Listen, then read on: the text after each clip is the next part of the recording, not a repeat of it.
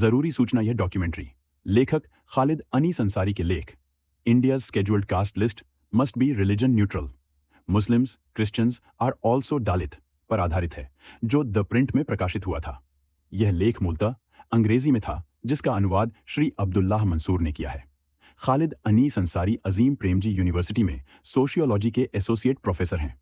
इस लेख में लेखक ने भारतीय संविधान के अनुच्छेद 348 के तहत अनुसूचित जातियों की सूची में धार्मिक तटस्थता की आवश्यकता पर जोर दिया है। अधिक जानकारी के लिए दर्शकों को पसमानदा डेमोक्रेसी यूट्यूब चैनल और वेबसाइट को फॉलो करने की सलाह दी जाती है। संबंधित लेखों के लिंक वीडियो के कमेंट बॉक्स में उपलब्ध हैं। इस वीडियो में उपयोग की गई छवियां और ग्राफिक्स केवल प्रतीकात्मक हैं और विभिन्न ऑनलाइन प्लेटफार्मों से लिए गए हैं। हम इन छवियों या ग्राफिक्स पर कोई स्वामित्व का दावा नहीं करते हैं। सभी अधिकार और क्रेडिट उनके संबंधित मालिकों के पास हैं। हमें उम्मीद है कि यह डॉक्यूमेंट्री आपके ज्ञान को बढ़ाएगी और आपको सोचने पर मजबूर करेगी। किसी भी तरह की टिप्पणी या सुझाव का स्वागत है। सादर पसमानदा डेमोक्रेसी।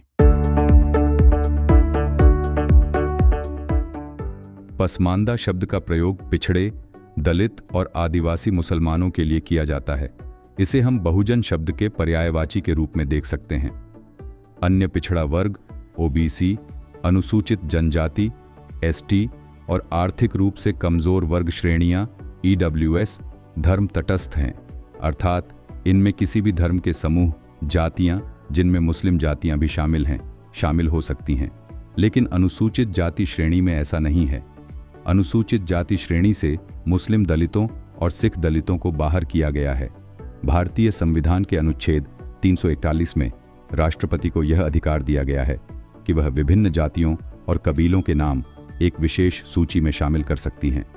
भारत के संविधान की घोषणा के बाद राष्ट्रपति के आदेश से अनुच्छेद 341 पैरा 1 के तहत जो अनुसूचित जाति को आरक्षण मिलता था, उसमें 10 अगस्त 1950 को अनुच्छेद 341 के पैरा 3 में पंजाब की 4 सिख जातियों रामदासी, कबीरपंथी, मजहबी और सिकलीगर को शामिल कर लिया गया और इसके साथ ही सभी गैर हिंदू समूहों को बाहर कर दिया गया। इसके बाद संशोधनों के माध्यम से एसएससी सूची का विस्तार किया गया और सिख दलितों और दलित मूल की सभी बौद्ध जातियों को क्रमशः 1956 और 1990 में एसएससी सूची में शामिल किया गया। दलित मूल के मुस्लिम और ईसाई, जिन्हें वर्तमान में अन्य पिछड़ा वर्ग ओबीसी श्रेणी में रखा गया है, एसएससी श्रेणी में शामिल होने के लिए धार्मिक प्रतिबंध को हटाने के लिए लामबंद हो रहे हैं। 2004 के बाद से पैराग्राफ 3 से छुटकारा पाने के लिए दलित मुसलमानों और दलित ईसाइयों द्वारा सुप्रीम कोर्ट में कई याचिकाएं दायर की गई हैं। अनुच्छेद 341 के पैराग्राफ 3 को अनुचित और संविधान के खिलाफ माना जाता है। यह पैरा संविधान के अनुच्छेद 14 समानता, 15 भेदभाव नहीं, 16 रोजगार में भेदभाव नहीं और 25 विवेक की स्वतंत्रता का उल्लंघन करता है। हाल ही में सुप्रीम कोर्ट ने उस मामले दलित मुसलमान और दलित ईसाई के आरक्षण पर फैसला देने का निर्णय लिया, जो 2 दशकों से अदालतों में लंबित है, जिसकी वजह से ध्रुवीकरण हुआ है। इन याचिकाओं के खिलाफ केंद्र सरकार द्वारा 20 अक्टूबर 2022 को दायर हलफनामे में कहा गया है कि जाति और छुआछूत हिंदू समाज की एक विशेषता है और छुआछूत पर आधारित पिछड़ापन केवल हिंदू समाज या उसकी शाखाओं में प्रचलित है, किसी अन्य धर्म में नहीं। अनुसूचित जातियों के आरक्षण और पहचान का उद्देश्य सामाजिक और आर्थिक पिछड़ेपन से परे है। यह प्रस्तुत किया गया है कि अनुसूचित जातियों की पहचान एक विशिष्ट सामाजिक कलंक के आसपास केंद्रित है और इस तरह के कलंक के साथ जुड़ा हुआ पिछड़ापन, जो संविधान अनुसूचित जाति आदेश 1950 में पहचाने गए समुदायों तक सीमित है। सरकार ने आगे कहा कि ईसाई या इस्लाम का बहिष्कार इस कारण से था कि ईसाई या इस्लामी समाज में अस्पृश्यता की दमनकारी व्यवस्था प्रचलित नहीं थी। संविधान अनुसूचित जाति आदेश 1950 ऐतिहासिक आंकड़ों पर आधारित था, जिसने स्पष्ट रूप से स्थापित किया कि ईसाई या इस्लामी समाज के सदस्यों को कभी भी इस तरह के पिछड़ेपन या उत्पीड़न का सामना नहीं करना पड़ा। इस्लाम या ईसाईयत जैसे धर्मों को अपनाया गया ताकि वे अस्पृश्यता की दमनकारी व्यवस्था से बाहर आ सकें, जो ईसाई या इस्लाम में बिल्कुल भी प्रचलित नहीं है। इसलिए केवल हिंदू धर्म और इसकी शाखाओं सिख धर्म और बौद्ध धर्म से संबंधित जातियों को ही दलित आरक्षण में शामिल किया जा सकता है। इस मुख्य विचार को विभिन्न तरीकों से समझा जा सकता है। यह तर्क औपनिवेशिक काल के पश्चिमी विचारों से प्रभावित है, जो मानते हैं कि जाति मुख्य रूप से एक हिंदू घटना है। यह पश्चिमी विचार जाति के आर्थिक पहलुओं की अनदेखी करता है। साथ ही यह दृष्टिकोण आर्थिक पक्ष की अपेक्षा विश्वासों पर अधिक केंद्रित था। मैक्स वेबर और लुई डुमोंट जैसे प्रसिद्ध विद्वानों द्वारा समर्थित सोच के इस पारंपरिक तरीके ने लंबे समय से लोगों के जाति को देखने और उसके बारे में बात करने के तरीके को आकार दिया है। हालांकि A M. Hocart, Morton Klass, J L. Brockington, Declan Quigley, Sumit Guha और हीरा सिंह जैसे कुछ विद्वान इस दृष्टिकोण को चुनौती देते हैं। उदाहरण के लिए ब्रॉकिंगटन कहते हैं कि हमें जाति को हिंदू धर्म से अलग करना चाहिए और सुझाव देते हैं कि जाति व्यवस्था हालांकि हिंदू धर्म से निकटता से जुड़ी हुई है, लेकिन इसके लिए आवश्यक नहीं है। हम किसी धर्म की मूल आध्यात्मिक मान्यताओं को उसके कानूनी नियमों और सांस्कृतिक प्रथाओं से अलग कर सकते हैं, जो अक्सर अधिशेष उत्पादन के बाद समाज में मौजूद सामाजिक विभाजन और पदानुक्रम को दर्शाते हैं। रिडल्स इन हिंदुइज्म में बाबा अंबेडकर सुझाव देते हैं कि हिंदू धर्म मूल रूप से ब्रह्मा के विचार के माध्यम से समानता पर जोर देता था। ब्रह्मवाद का सिद्धांत ब्राह्मणवाद के विपरीत, जो ब्रह्मा को एक ब्रह्मांडीय सिद्धांत के रूप में जोर देता है जो सभी वास्तविकताओं में व्याप्त है, मौलिक रूप से सभी मनुष्यों को समान बनाता है, जो लोकतंत्र का समर्थन कर सकता था। लेकिन धर्म समय के साथ बदलते हैं और अपने परिवेश से प्रभावित होते हैं। हालांकि धर्म समय के साथ बदलते हैं और उन्हें उनके विशिष्ट संदर्भों में समझने की आवश्यकता होती है। धर्मों की मान्यताएं और प्रथाएं सरकार, अर्थव्यवस्था और मौजूदा शक्ति गतिशीलता के साथ उनके संबंध के आधार पर समय के साथ बदलती रहती हैं।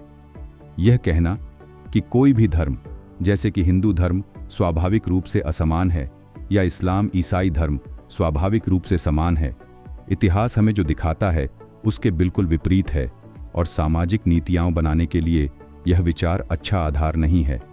उदाहरण के लिए, अस्पृश्यता हिंदू धर्म में जाति व्यवस्था की सामान्य समझ में फिट नहीं बैठती है। स्वामी दयानंद सरस्वती, स्वामी विवेकानंद, श्री अरबिंदो, M.K. गांधी, V.D. सावरकर और अन्य जैसे कई प्रभावशाली हिंदू सुधारकों ने जन्म के आधार पर जाति व्यवस्था के खिलाफ बात की और छुआछूत को हिंदू धर्म के लिए विदेशी चीज के रूप में देखा। अस्पृश्यता जैसी क्रूर प्रथा, जिसे संविधान के अनुच्छेद 17 द्वारा प्रतिबंधित किया गया है, को हिंदू धर्म में संरक्षित या आवश्यक चीज के रूप में नहीं देखा जा सकता है। इस बात के सबूत हैं कि मुसलमानों में भी छुआछूत मौजूद है। यह औपनिवेशिक जनगणना रिपोर्ट 1851 से 1931 तक क्षेत्रीय रिकॉर्ड और गौ संसारी, इम्तियाज अहमद, जोएल ली, P.K. त्रिवेदी, श्रीनिवास गोली और अन्य जैसे विद्वानों के लेखों में अच्छी तरह से प्रलेखित है। अली अनवर की मसावत की जंग 2005 और दलित मुसलमान 2004 जैसी किताबें, साथ ही सतीश देशपांडे की राष्ट्रीय अल्पसंख्यक आयोग रिपोर्ट 2008 भी इस बारे में बात करती हैं। अंबेडकर ने अपनी पुस्तक पाकिस्तान और पार्टीशन ऑफ इंडिया 1945 में मुसलमानों के बीच छुआछूत का भी उल्लेख किया है। अस्पृश्यता दक्षिण एशिया के सभी धर्मों में एक समस्या है। सरकार ने अपने हलफनामे में तर्क दिया है कि दलित पृष्ठभूमि के सिखों और बौद्धों को लाभ देना उचित है, लेकिन समान परिस्थितियों में मुसलमान दलित और ईसाई दलित को अनुसूचित जाति के आरक्षण का लाभ नहीं दिया जा सकता। उनका कहना है कि अनुसूचित जाति SC के रूप में पहचाने जाने का मुख्य कारक अस्पृश्यता है, जो मुख्य रूप से हिंदू धर्म और उससे संबंधित धर्मों से जुड़ा है, न कि इस्लाम और ईसाई धर्म जैसे समतावादी धर्मों से। हालांकि अस्पृश्यता शब्द का उल्लेख अनुच्छेद 17 में किया गया है, जो एक व्यापक विचार देता है कि SC के रूप में किसे शामिल किया जा सकता है। समय के साथ सूची बदल गई है। केरल में एजावा जैसे कुछ समूहों को हटा दिया गया, जबकि कर्नाटक में वड्डर, भोवी, लंबानी, बंजारा, कोराचा और कोरामा जैसे अन्य समूहों को जोड़ा गया, भले ही उन्हें स्पृश्य जातियों का हिस्सा माना जाता था। हिंदू धार्मिक संस्थानों तक पहुंच के लिए सिखों, जैनियों और बौद्धों को कानूनी हिंदू के रूप में अनुच्छेद 25B प्रस्तुत करता है। एसएससी सूची के लिए यह प्रावधान पूर्वव्यापी दृष्टिकोण अपनाने और इसे उचित ठहराने के लिए कारण खोजने जैसा लगता है। 1950 में संविधान सभा में चर्चा के बाद 4 सिख जातियों को अनुसूचित जाति एसएससी सूची में जोड़ा गया था। अन्य को बाद में 1956 में जोड़ा गया। बावरिया जाति के एक सिख ने 1952 में अनुसूचित जाति के रूप में मान्यता प्राप्त करने की कोशिश की, लेकिन अदालत ने 1952 में एस गुरमुख सिंह बनाम यूनियन ऑफ इंडिया और ORSAIR 1952 PH 153 में खारिज कर दिया था, क्योंकि बावरिया को हिंदू माना जाता था। बौद्ध दलितों को तब भी शामिल नहीं किया गया था जब डॉ. अंबेडकर, जो स्वयं एक बौद्ध थे, कानून मंत्री थे। एक भाषण में नागपुर को क्यों चुना गया? 15 अक्टूबर 1956 को बौद्ध धर्म अपनाने के एक दिन बाद अंबेडकर ने स्वीकार किया कि बौद्ध धर्म में परिवर्तन के कारण उनके अनुयायी अनुसूचित जाति के अधिकार खो देंगे। इसके अलावा 1965 में सुप्रीम कोर्ट ने पंजाब राव बनाम मेशराम AIR 1965 SSC 1179 मामले में इस तर्क को खारिज कर दिया कि बौद्ध हिंदू थे। अगर संविधान के अनुसार सिख धर्म और बौद्ध धर्म एक हिंदू शाखा थे, तो अधिकांश दलित सिखों को 1956 तक और दलित बौद्धों को 1990 तक एसएससी के रूप में सूचीबद्ध होने तक इंतजार क्यों करना पड़ा? अगर इस्लाम और ईसाई धर्म समतावादी परंपराएं हैं, तो सिख धर्म और बौद्ध धर्म भी समतावादी परंपराएं हैं। अगर मुस्लिम निचली जातियां OBC और अल्पसंख्यक प्राथमिकताओं का लाभ उठा सकती हैं, तो सिख और बौद्ध भी ऐसा कर सकते हैं। OBC श्रेणी धर्म तटस्थ है और सिखों और बौद्धों को राष्ट्रीय अल्पसंख्यक आयोग अधिनियम 1992 के अनुसार धार्मिक अल्पसंख्यक माना जाता है। सामाजिक न्याय और अधिकारिता मंत्रालय ने अपने हलफनामे में प्रस्तुत किया कि जस्टिस रंगनाथ मिश्रा आयोग राष्ट्रीय धार्मिक और भाषाई अल्पसंख्यक आयोग की रिपोर्ट 2007 द्वारा सभी धर्मों में दलितों के लिए अनुसूचित जाति की स्थिति का समर्थन त्रुटिपूर्ण है, क्योंकि रिपोर्ट बिना किसी क्षेत्रीय अध्ययन के बनाई गई थी और इस प्रकार जमीन पर स्थिति पर इसकी पुष्टि नहीं की जा सकती है। केंद्र ने कहा कि उक्त आयोग ने भारत में सामाजिक परिवेश के बारे में एक अदूरदर्शी दृष्टिकोण लिया है और इस प्रभाव को ध्यान में नहीं रखा है कि समावेशन का अनुसूचित जाति के रूप में सूचीबद्ध वर्तमान जातियों पर असर होगा, और इस प्रकार सरकार ने आयोग के निष्कर्षों को स्वीकार नहीं किया था। 1955 में एक रिपोर्ट के आधार पर दलित सिखों को शामिल किया गया था और 1983 में एक अन्य रिपोर्ट के आधार पर दलित बौद्धों को शामिल किया गया था। चूंकि 1931 के बाद से कोई जाति जनगणना नहीं हुई है, इसलिए यह स्पष्ट नहीं है कि दलित सिखों और दलित बौद्धों के लिए किस तरह के क्षेत्रीय अध्ययन किए गए थे। रंगनाथ मिश्रा आयोग की प्रक्रिया के विपरीत, आमतौर पर आयोग राज्यों या क्षेत्रों से जानकारी इकट्ठा करते हैं और अध्ययन का काम सौंपते हैं। रंगनाथ मिश्रा आयोग ने भी ऐसी ही प्रक्रिया अपनाई।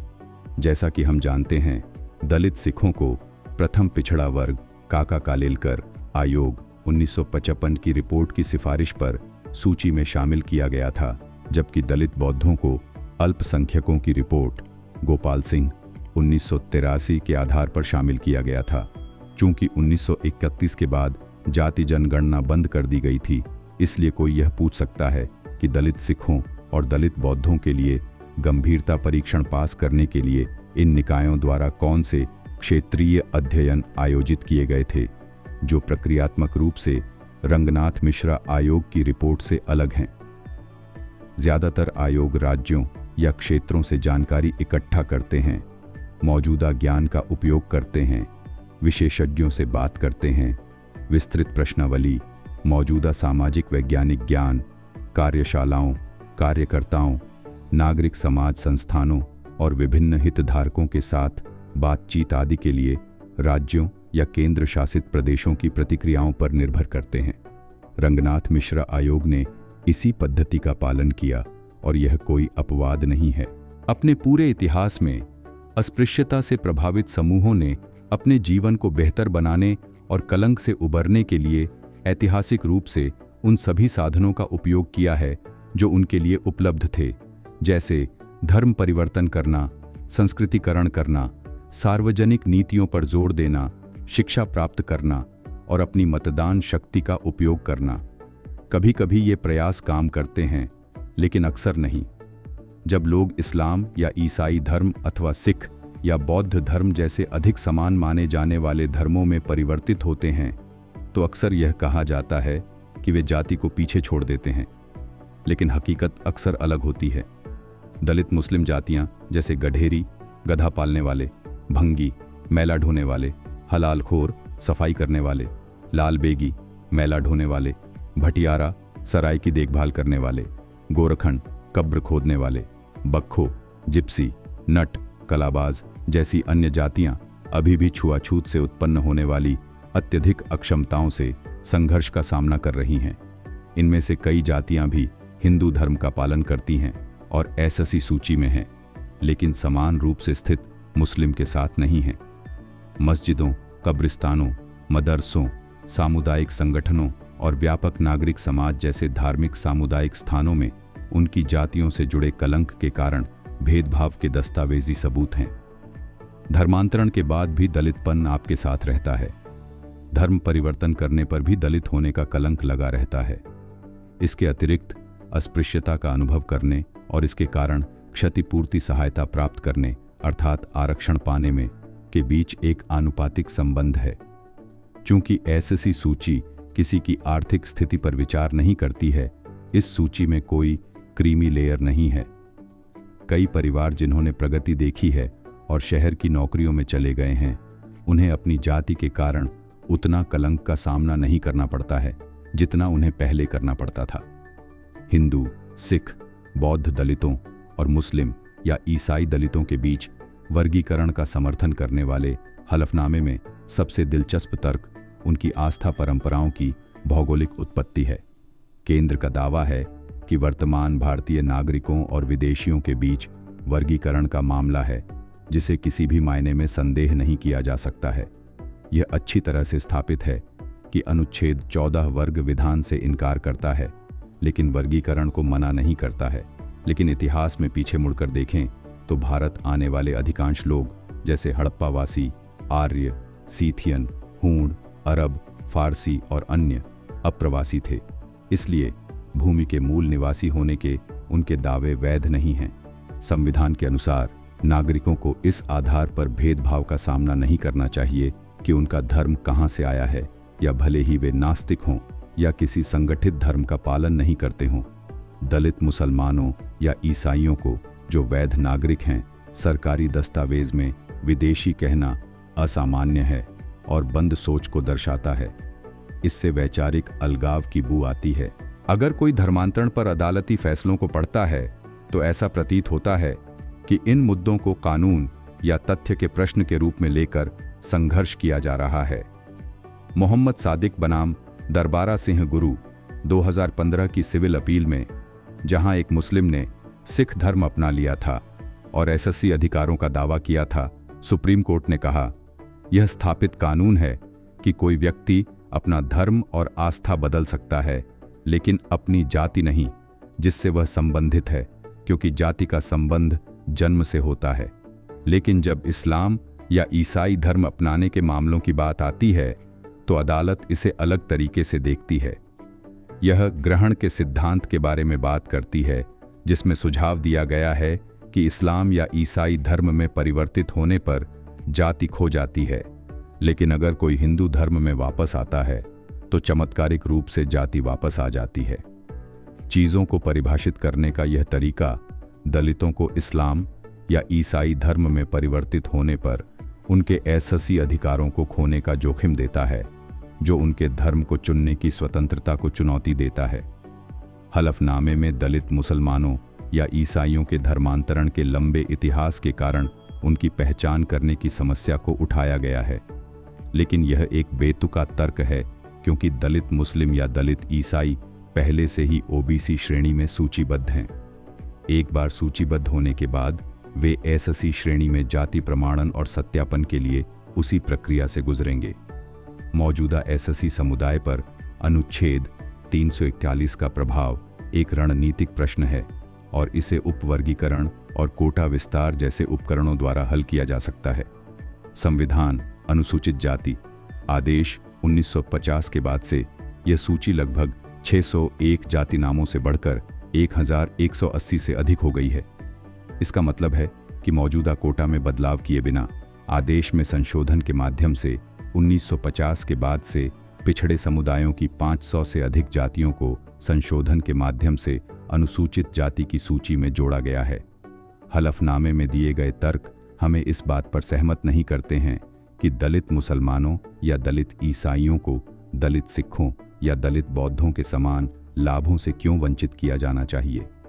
वर्गीकरण समझदारी से भिन्न परीक्षण पास नहीं करता है क्योंकि यह मनमाना है और अनुच्छेद 14 में समानता कोड और मौलिक अधिकारों के खिलाफ है। यह सुप्रीम कोर्ट के लिए न्यायिक समीक्षा की शक्ति का प्रयोग करने और पैरा 3 को रद्द करने का उपयुक्त मामला है। दलित मूल के मुसलमान और ईसाई सामाजिक, शैक्षिक और आर्थिक रूप से दलित हैं, लेकिन कानूनी रूप से नहीं। दलित पृष्ठभूमि को भी दलितों के समान ही सामाजिक, शैक्षिक और आर्थिक चुनौतियों का सामना करना पड़ता है, लेकिन उन्हें कानूनी रूप से दलित होने की मान्यता नहीं मिलती है। इसे एससी वर्ग को धर्म से अलग करके और दलित मुसलमानों और दलित ईसाइयों को शामिल करके ठीक किया जाना चाहिए।